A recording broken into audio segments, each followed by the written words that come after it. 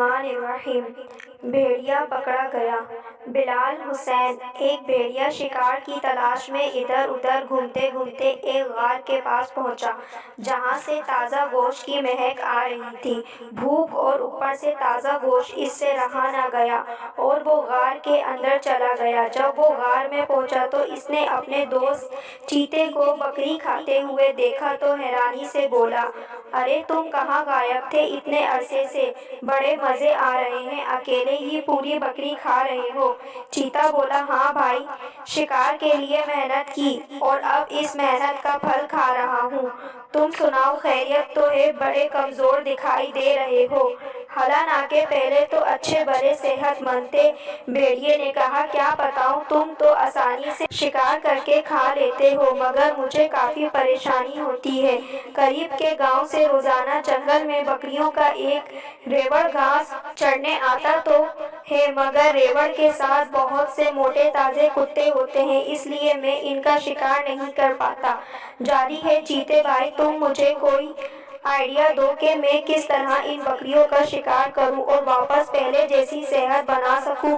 چیتے نے کہا، میرے ذہن میں ایک آئیڈیا ہے۔ میں نے جو بکری کھائی ہے اس کی کھال تم لے لو اور کل صبح اسے پہن کر بیٹھ جانا، پھر جیسے ہی ریوڑ آئے تم بکری کا بھیس بدل کر اس میں چپکے سے شامل ہو جانا اور آگے کیا کرنا ہے یہ تم خود جانتے ہو۔ سمجھ گیا چیتے بھائی، کیا آئیڈیا دیا ہے۔ واہ! چیتے کا شکریہ ادا کرتے ہوئے بھیڑیے نے وہاں سے کھال اٹھائی اور رخصت ہو گیا۔ روزانہ کی طرح جب اگلے دن بکریوں کا ریوڑ آیا تو بھیڑیا وہ کھال پہن کر چپکے سے بکریوں کے ریوڑ میں شامل ہو گیا اور ایک بکری کو اپنی خوراک بنا لی۔ اس کے بعد وہ روزانہ ایسا کرنے لگا۔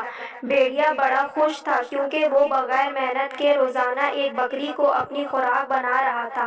کچھ دن گزرے تو مالک کو بکریوں کے کم ہونے پر تشویش ہوئی مگر اسے سمجھ میں نہیں آ رہا تھا کہ سیکیورٹی ہونے کے باوجود بکریاں کیسے کم ہو رہی ہیں۔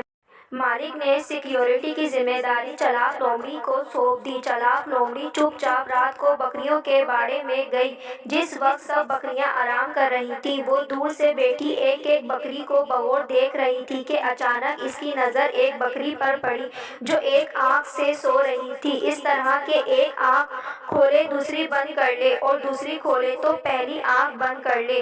اس نے یہ ساری بات مالک کو بتائی تو فوراً مالک کے ذہن میں خیال آیا کہ اس طرح تو بھیڑیا سوتا ہے۔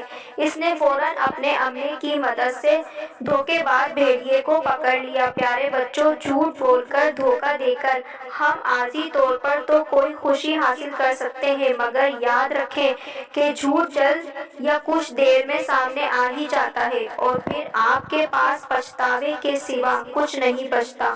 بھیڑیے کی اس کہانی سے سبق حاصل کریں اور پکا ارادہ کر لیں کہ کچھ بھی ہو جائے ہمیشہ سچ ہی بولنا ہے، کبھی کسی کو دھوکا نہیں دینا۔